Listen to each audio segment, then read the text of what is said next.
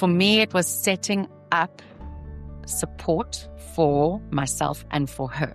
Right. So food was a big one, company, just phoning her and having a chat and just getting to listen in between the lines of she hesitated there or whatever.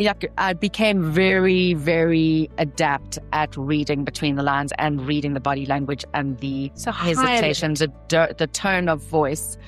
And I could almost stop it before it started. Right. So when I could see that, I'd come in on a Monday and say, oh, you haven't eaten the food that was for the weekend. So what did you eat? Talk me through it. And I could see where there was a lack of self-care. Like, when last did you shower? Yeah. Let's run you a nice hot bath. It's basically treating it as if you are taking in the information, but you're also dissecting that information to what is actually true, what is not true, and also where are we at in terms of mental wellness, emotional state. Because with the dementia, there is a loss of filter. And I remember that. Yes. Yes, some things were falling out of your mouth. Oh, absolutely. And getting annoyed that the kids were getting attention and not her. And I'd be like, you do know that I'm raising children. So they need to have mommy's attention as well.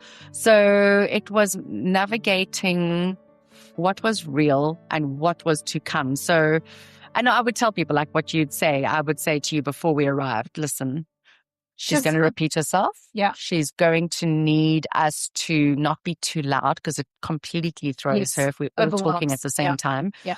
And also when we go shopping, I would have to say to people, because I would let her talk the first time and then the second time, and then the people would start looking at me as if to say, like, what is actually going on here? And I'd be like, we're currently on a dementia journey. And then they would soften immediately. And they'd be like, oh, okay. And then they treat her with all the kindness. And I said it in front of her because I didn't want her to feel like I was talking behind her back. No. She didn't appreciate it at first. But that's not dignified. Do you know what I mean? Absolutely. But I needed her to not then be looked at like there's something wrong with you. Yes. Because as soon as people were in the picture, then they'd be like, okay, I'm going to answer this question. I'm going to tell you where I'm from. I'm going to tell you all these personal details that I wouldn't tell a stranger normally because now I realize that there's no filter. Yeah. So you're just going to go there. All right, let's go there. Let's go there. And people 99% of the time were absolutely so great. Yeah. And I think it really did help to just be real. Yeah. To actually talk into it. Like I would say it and Mom would say to me, I hate it when you tell me I've got dementia.